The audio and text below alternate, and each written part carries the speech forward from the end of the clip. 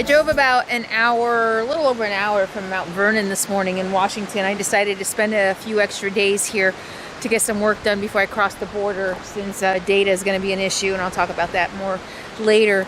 And I drove 4 miles out this road. At least it was mostly paved, but boy, narrow, hugging the edge of a mountain with cliffs on one side, sometimes both sides. Not for the faint of heart for sure. But I kept saying, but the sign said that there were turnouts, so I figured no matter what, I'd always be able to find a way out. But 4 miles into the road, and I kept feeling, well, I'm committed, there's gotta be camping here. I pulled up here finally. This was one of the best places, one of the biggest places on the side of the road that I thought I might be able to camp. And this is really in a canyon along the creek. You might be able to hear behind me. So I'm 4 miles out, there's not a lot of camping options. Anyway, I'm trying to make this work, and it's very, very slanted. And I saw this over here, and I'm like, well, I'll go explore that. And I thought, well, maybe that's a spot, if you can see. Hang on, I'm gonna turn it around so you can see. Here's the road. I was like, that looks bare up there. That might be a spot. So I walked up, and I'm like, oh, bummer, it's a road.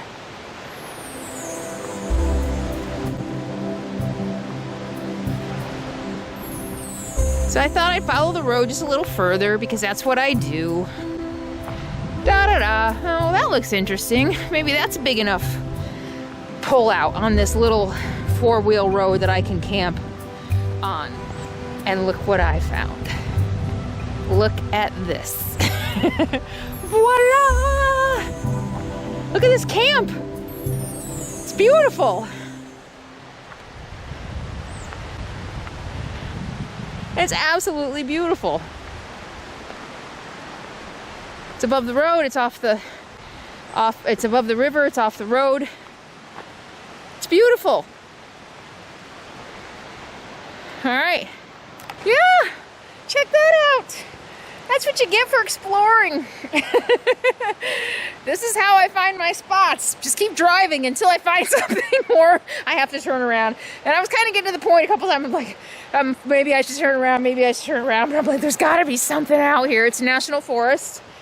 And lo and behold, and it's, well, it's not that late. It might be 2, but I mean, I'm really far away. It took me a long time to get here. I'm far away from an internet connection. I'm far away from everything. So I was pretty committed. And I knew I wouldn't have internet, but, you know, even if I couldn't find a place to stay for a few days, I would have found a place just to spend the night. And there was plenty of spots, plenty of, you know, not so great options. I could have just spent the night, but I'm hoping to spend a few days here. Yay!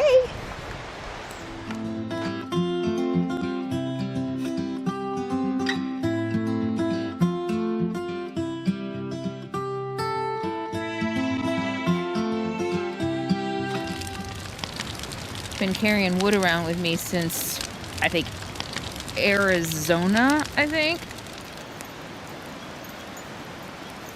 And I can't take it to Canada, so I decided to have a fire tonight. The phone, of course, is exploring non-stop. But I thought I would try something different. I'm smoking my tofu. It's already pressed. I pressed it for about 4 or 5 hours. And for those of you who don't know, tofu comes in water. One of the ways to prepare it is to cut it in half and then wrap it in paper towels. And I wrap it in unbleached paper towels because I don't want all the chemicals and bleachy stuff from regular paper towels leaching into it. So I use unbleached recycled paper towels, and then I set it on my heavy cast iron pan on it for 4 hours to press all the excess water out of it. And then you can cook it with whatever you want in it. You can marinate it in like sesame oil and orange juice and all kinds of good stuff. But so I did a whole bunch today. I did 3 packages. I pressed. I figured I would just bake it. But I've got a fire going and some smoke, and I thought it might be good to smoke it. At least a couple. We'll see how it turns out. Just get a smoky flavor, and then maybe I'll bake it later.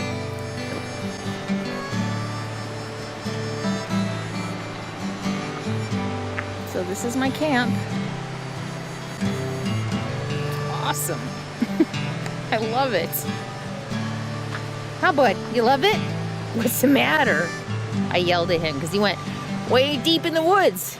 You can't go deep in the woods this time of day. No, it's hunting time. It's okay. You're not in trouble. I love you. You're so shiny. This is camp. And it's been nice just kind of relaxing since I got here. I think I got here like 4. It was 4 because I was thinking about having a cup of coffee and I looked at the clock. Too late to have coffee at 4. So yeah, been a nice relaxing afternoon and early evening. I actually even laid down for about an hour. Took a nap, sorta, kinda. This is life without internet, it's nice. I'm gonna relax and enjoy my night.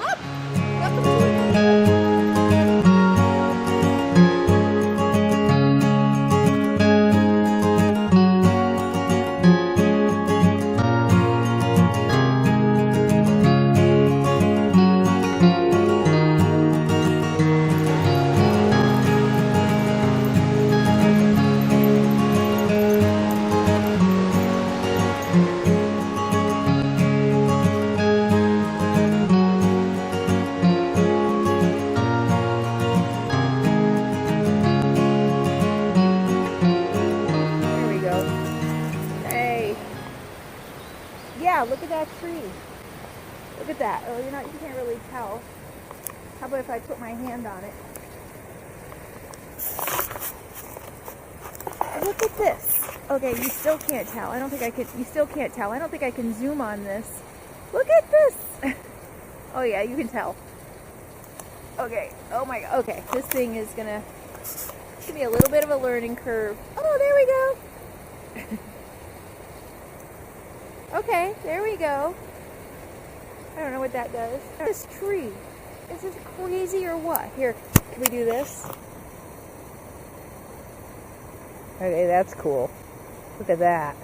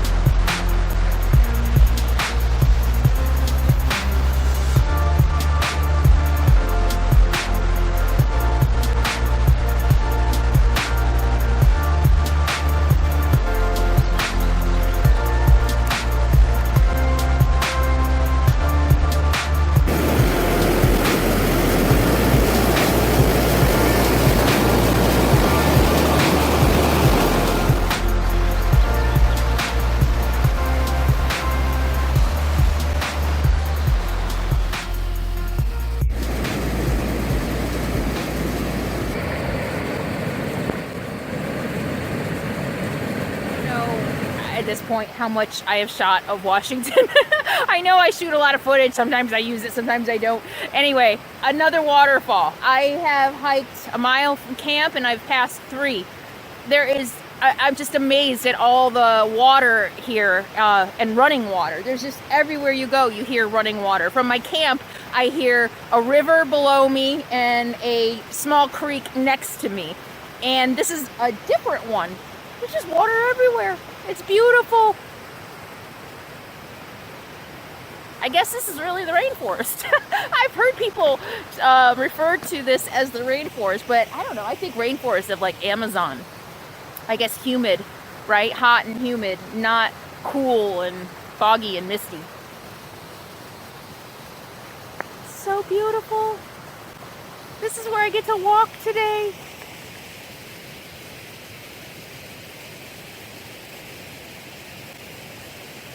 I'm excited to be, I feel like I'm on an adventure. And it's nice being away from internet. I think I say that every time I shoot a video. But yeah, this is unplugging is good. It's reminding me of why I wanted to be out here. This is good. This is good. Alaska's gonna be good.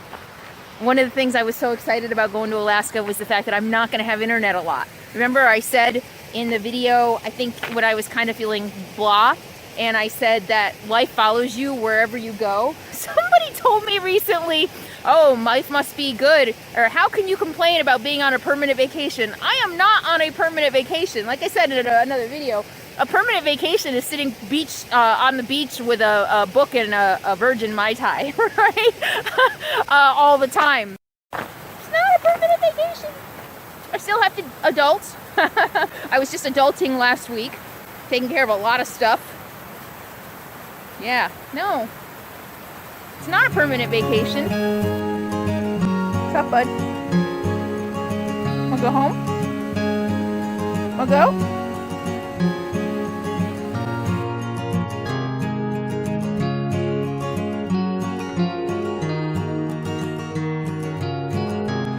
Home sweet home.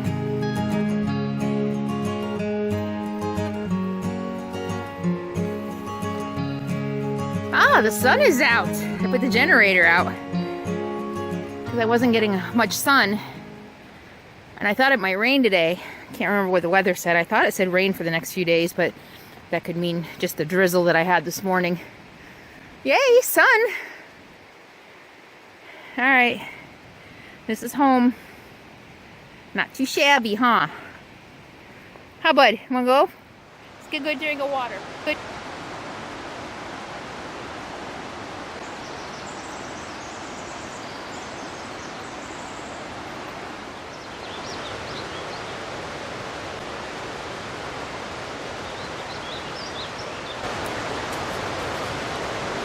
Sad to say goodbye. I really am. I love it here. This is probably maybe top 10 favorite spots. No internet. It's really good to unplug.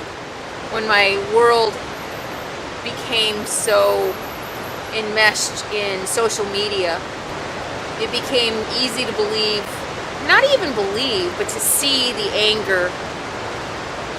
And because I'm an empath, I feel it, I absorb it. It becomes part of me, it becomes in my cells, and that's part of the struggle I've had with the whole YouTube thing. And you know, I did social media when I was a marketing consultant, but very, very different. It wasn't personal, it was business. I didn't have YouTube. You know, I tried a couple of small YouTube videos on my channel just because that's what you were supposed to do, but I didn't put any effort into it. But it was mostly face-to-face marketing, and it's very different when you do something personal on social media. You're much more open to opinions and unsolicited advice and attacks and the anger and the vitriol, and especially when you dare to have an opinion. So coming out here again, it kind of reminds me of my 30 days on the John Muir Trail. It just really gives perspective. Helps me step back from a lot of what's going on in the world. Find peace, serenity, truth. I wish we could heal. thinking about the video that posted the night I got out here that I haven't seen the comments for. I went to March, the March for Our Lives. And I know that the comments about that wait, and I tried to be very diplomatic about that. I tried to not force you know what? I tried to be very diplomatic about it and to express my opinion in a respectful and kind way. And I know already that there's going to be some ugliness and some hatred. And so I was laying in bed this morning thinking about that. I don't know, when did having an opinion, having a differing opinion become so awful? Why can't we just allow other people to have their opinions without anger and judgment? And instead just have civil conversations about the things that matter? These are answers to questions that are too big for me, for little old me. I try to make maybe a tiny difference with my channel, and that's why I don't shy away from the difficult subjects. I would like to show that labels aren't always true. Of course, people see what they want to see. I try to show that I'm a person behind the labels, and that my opinions aren't always what you would expect them to be. Sometimes my opinions contradict themselves and each other. It's pure, that's human nature. Sometimes they're extremely complex issues, and on one level it might seem one way, and you go another level and it might seem another way. I try to show that I'm open to change. I'm open to others' ideas. I'm open even to changing my mind. When I applied for the scholarship at Berkeley, the Leadership Alumni Scholarship, it was a leadership scholarship, and very young and naive and not very prepared, I went into the interview with a panel of 4 or 5 Cal alumni, and they asked me, what makes you a leader? And it, the question just totally blindsided me. I'd been president of the Honor Society, been involved in other leadership, probably management and jobs or supervisory roles and jobs, and I always kind of seemed to be a natural leader, but I guess I never really thought of myself as a leader. And the thing that came to mind was that I think I'm a leader because I don't intend to lead. I just live my life trying to do good in this world while I'm here, trying to help people, trying to be the best person I can be. And I think in doing that, I lead by example. And I think I've really grasped that over the last couple of decades in my public life, my public image, my public persona. Or maybe not so much in the last couple of decades, maybe just in the last couple of years, since I've really been sharing more of my personal journey, more of my personal stuff. My hope is that I can lead by example. Sometimes I stumble, sometimes I fall, sometimes I stick my foot in my mouth, sometimes I insult people unintentionally. It's always unintentionally. I'm still working through my own prejudices, my own ideas, my own thoughts, my own brainwashing, if you will, of what we've heard and seen in our society and what I've been raised with, and those are the things that I try to point out. Some people see that, most people see that, some people see that as a sign of weakness and use it against me. Maybe my videos can make one tiny change, help bridge the divide that's between us in some small way, so that we can reach across the table, look each other in the eye, shake hands, and say, okay, we can agree to disagree. Now where do we go from here? I look forward to more of this in Alaska.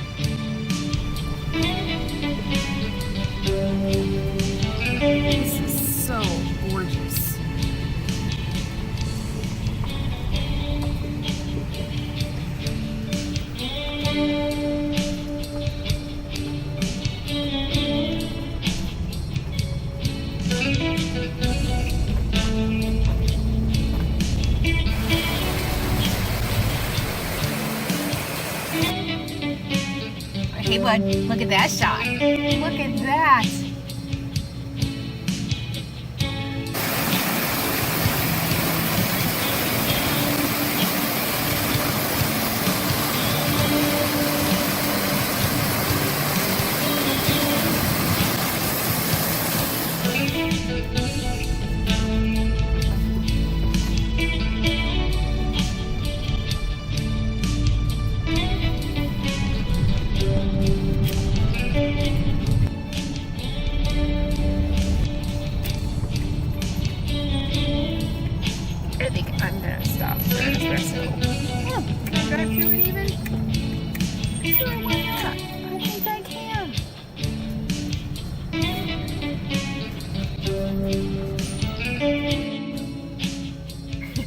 Trying to get the sign. Not bad. Double, what did I get? I got a double soy latte. It's pretty good. It's been nice doing the local coffee shops in Washington. I didn't do it so much in Oregon. I don't know why. I should have. I tried a couple times. Traffic. Anyway. Alright. Mountain Man, Espresso, and Deli. I can't remember what town I'm in. Mount Baker. Glacier. I'm near Glacier. It's really pretty here.